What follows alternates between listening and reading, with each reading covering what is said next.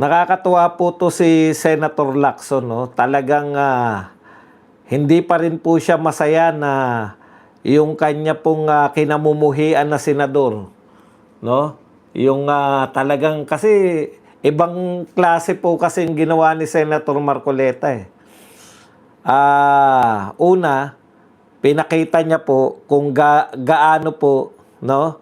Ako sa tingin ko kaya galit na galit 'yan si Senator Ping Lacson kay Senator Marcoleta dahil kumbaga in-expose ni Senator Marcoleta itong si Ping Lacson na hindi naman totoo na ito ay graft buster, di ba? Na siya po ay anti-corruption. Kitang-kita po ng lahat ngayon, no?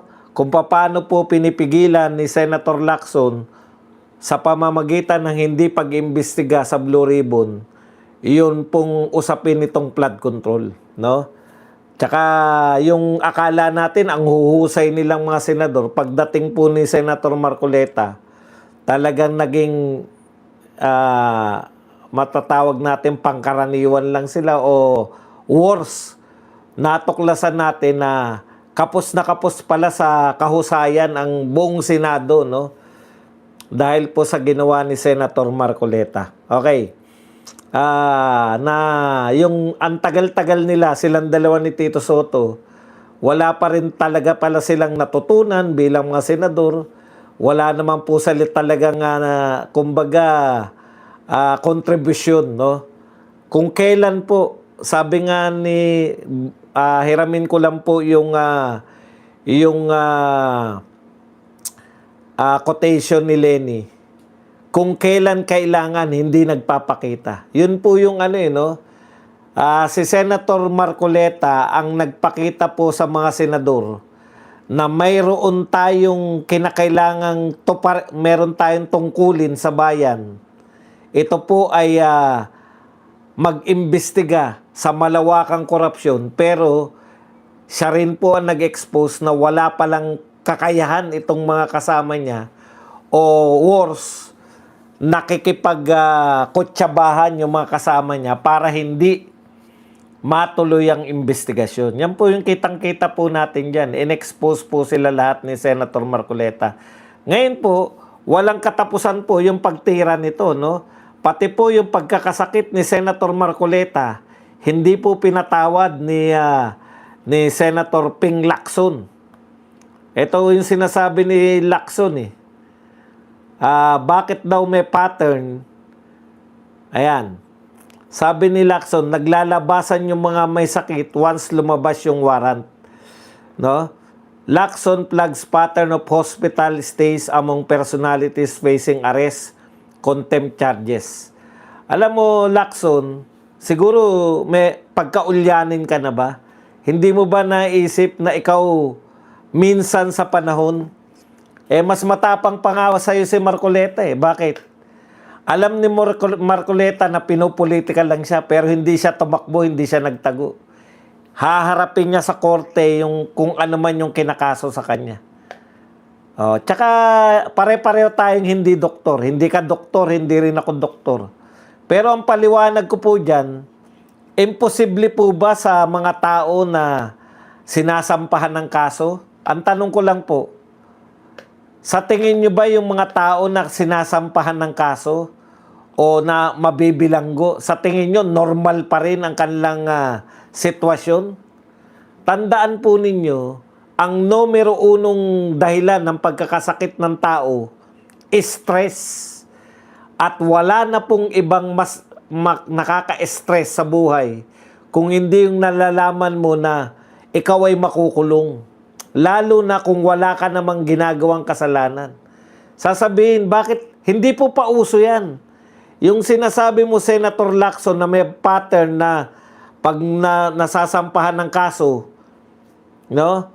O mayroong mga kinakaharap na kaso ay nagkakasakit, posible po yan dahil ang stress ay numero unong dahilan ng pagkakasakit ng tao. Hindi mo ba alam yan? Nakita mo ba yung mga involved sa mga flood control ay nagsipayata na lahat dahil sa stress? Oh, apektado sila eh. Normal lang po yan. No? Hindi ka doktor, hindi rin ako doktor, pero may paliwanag po dyan. Pwede pong ipaliwanag yan ng siyensya.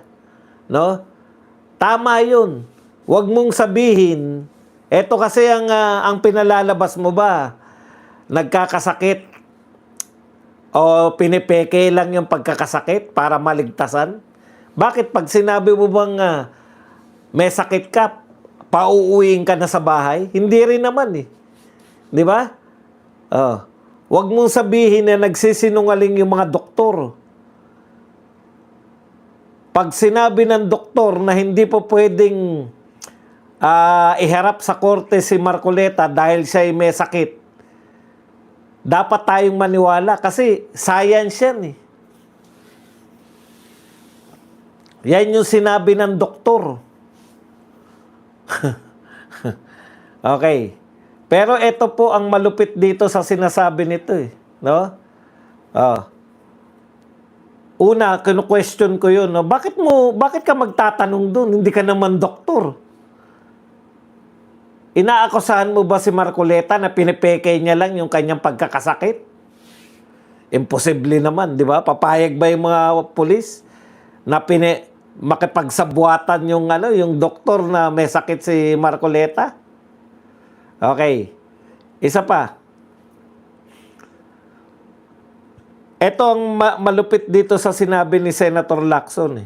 Senator Pampilo Lacson said on Saturday, ngayon yan, he would scrutinize the Philippine National Police use of its taxpayer-funded hospital for high-profile detainees. Questioning what he called a familiar pattern of influential figures being hospitalized just as arrest warrants are served. Okay. Kino-question ni Senator Pampilo Lacson, bakit daw po ginagamit yung ospital ng PNP para po ma-ospital ang mga katulad ni Senator Marcoleta, taxpayer daw po yan. Ibig niyo sabihin, nakakaramdam po ng paninikip ng dibdib. Masakit po ang batok, may nagtingin po, high blood. Si Marcoleta po ay may sakit na hypertension.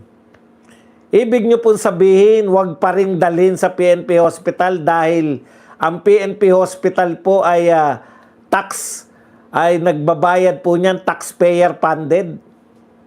Intindi, no? Ayaw niyong nababawasan yung tax niyo ng tax ng Pilipinas. Concerned ba kayo sa tax? Kaya ayaw ninyong magpa-ospital? Tanong, hindi ba ang ginagastos natin sa bilangguan ay taxpayers money din? Kung susundan ko po yung katwiran niyo sa Senator Lacson, wag na tayong magpakulong ng tao kasi sayang ang taxpayers money. Bakit pa nagpapakulong, Senator Lacson? Libre ba yung kulungan? Bakit po ipapakulong nyo pa si Marcoleta? Sayang po ang taxpayer. Taxpayer ang gagastos. Pwede naman siyang sa bahay na lang. Bakit kaya, Senator Lacson? Kasi kinakailangan pong may kulungan para po dyan po nilalagak yung may mga kasalanan, yung mga pinaparusahan. Di po ba? Bakit nyo po isisingit yung taxpayers money? Lahat po yan taxpayers money. Okay, isa pa po. Hindi ba nararapat lang na i-hospital dahil nasa kustodiya? Kanino pong kustodiya si Marcoleta nung nakaramdam ng mga paninikip ng dibdib, pagsakit ng batok? Nasa kustodiya po, hinuli nyo eh. Nasa CIDG o PNP. Kung nasa PNP custody po siya, kung hawak po siya ng kapulisan at nakaramdam, ano po gusto niyong gawin ng pulis? Noong nakaramdam po si Senator Marcoleta, hayaan, hindi po kayo pwede rito sa ospital dito dahil taxpayers money po to ayon kay Senator Pampilo Lacson. Hindi po kayo pwedeng gamutin sa taxpayers money. Yun po bang gusto niyong gawin ng mga pulis? Hayaan na lang na magkikisay si Senator Marcoleta? Antindi, no? Alam mo, Senator Ping Lacson, hindi na po galit yan. No? Hindi na po normal yan. Pati yung pagpapa-ospital, kinu-question ninyo. Saan po dadalin? Kung may option ba si Marcoleta na dalhin nyo ako sa ospital ng Iglesia ni Cristo? Halimbawa, may ospital ba Iglesia ni Cristo? hindi ko sigurado. Baka may ospital sila sa New Era, meron ba? Diyan ba sa Central may ospital? May in option po ba? Ha? O, merong ospital yung Iglesia ni Cristo. Pinapili nyo ba ng option si Marcoleta? Tinitiyak ko sa inyo, papayag si Marcoleta. Kung dadalhin siya sa ospital ng Iglesia ni Cristo at doon siya makukulong. Ano pong klaseng utak meron na, Senator Lacson? Ganyan ka ba kamuhi kay Senator Marcoleta? Di ko po maintindihan. Natural, hawak ninyo yung mga tao, hinuli ninyo, under ng custody sa inyo, sumuko sa inyo. Natural, pag nakaramdam po ng hindi nararapat maramdaman ng mga normal na tao, katulad po niya, napatunayan ng ospital ng PNP, na talagang may mild pneumonia pero stage 2 ng kung anong hypertension. Kung papipiliin nyo lang si Marcoleta, kung saan niya gusto magpa-ospital, pipiliin niya ibang ospital, hindi PNP. Hindi ko po maintindihan yung logic nyo, Senator Lacson. Nagpa-aresto. Hindi pala nagpa-aresto, sumuko ng kusa. Usapin ba yan? Usapin ba ng taxpayers' money? Di wag dyan. Dapat dinala nyo sa tinanong nyo sana kay Marcoleta kung pwede pala yun. Kaya lang hindi po pwede yun eh. Wala po sa batas na under ka ng PNP custody, mamimili yung may katawan. Sumuko ka sa PNP. Nasa kustodiya ka po ng PNP. Pag may nangyari po kay Marcoleta, pananagutan po ng PNP. Kaya po, pati yung mga bilanggo, Senator Marcoleta, baka hindi nyo pa po alam. Pati po yung mga bilanggo na napatunayan na po na nagkasala. Pag nakaramdam po sila nakakaiba, tinatakbo po sila sa ospital. Hindi ko lang po sigurado, kunwari, nasa Muntinlupa na. Tatakbo po yan sa ospital na binabayaran ng taxpayers' money. Si Senator Marcoleta, 75 million kayo na 75 million. Siya lang ba ang tumanggap ng campaign fund? Lahat tumanggap. Bakit siya lang ang may kaso? Selective justice. Yan ang problema natin eh. Pinipili nyo lang, pinasasama nyo si Senator Marcoleta, kinasuhan nyo. Ano sabi ng COMELEC? Walang nilabag na batas si Marcoleta. Kasi binago na yung batas.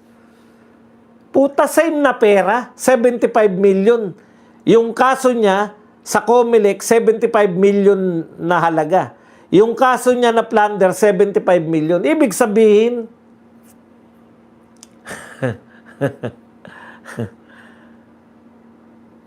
$75 million, pareho. Magkaiba bang pera yun? Isang pera lang. Paano nangyari na ayon sa COMELEC, walang nilabag na batas? Dito may nilalabag na batas. Yung COMELEC ba at saka ombudsman, magkaiba po yung saligang batas? Magkaiba po ba sila ng batas na pinag-uusapan? Magkaibang bansa ba yung ombudsman at COMELEC? Ang alam ko, parehong Pilipinas yung mga... Parehong Pilipinas. Puta, may magkaibang hindi nga interpretasyon eh, batas. Yung isa wala nilalabag na batas, yung isa naman lumabag ng batas. Okay, Lacson, walang problema, wala kaming problema dyan. Sitahin mo yung PNP, bakit kayo nagpapa-hospital ng mga galit ako? Kailan pa po, Senator Lacson, kailan pa po ipinagbabawal na yung mga nasa kustodiya ng PNP ay bawal silang ipa-ospital. Delikado po yan.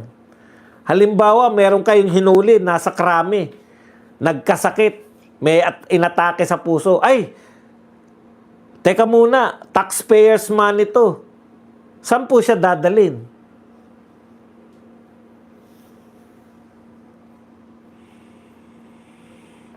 Bawal na bawal po yun na nasa ano nyo, di ba? Lahat po yan, hindi po magagalit sa inyong human rights. Ay, hindi nga pala. Yung human rights pala, depende lang sa kakampi nila. Yung human rights dito, depende lang sa kakampi nila. Pag hindi nila kakampi, iba yung human rights eh. Okay. Pero ang bottom line, total ang concern ka masyado, Senator Lacson, concern ka masyado sa taxpayers money. Bakit ayaw niyong imbestigahan? Vice Chairman pa rin po siya ng BRC. Vice Chairman ka ng BRC, bakit hindi mo kumbinsihin si Erwin Tulfo na mag-imbestiga naman kayo sa pinakamalaking ninakaw na taxpayers money, yung flood control? Kailan kayo mag-iimbestiga? Yan ang pinakamalaking tanong. Okay? Sagutin mo yan. Anak ng tinapay. Ang gusto mo, gusto mo, mali yun, no? Ano po logic nun? Na hawak nyo si Marcoleta, nasa Campo Crame, inatake, o nakaramdam ng kakaiba. Ay, teka muna, bawal po kayo dito. Saan pupunta? Hindi, palayain nyo muna. Balik na lang po kayo. Bawal po kayong paggamit namin tong PNP General Hospital eh. Sige po, makakauwi na muna kayo. Balik na lang kayo pag wala na kayong sakit. Ganun ba gusto mong gawin nila ng polis? Dahil galit ka lang kay Marcoleta? Huwag ganun. Di ba? Magkaroon ka rin ng logic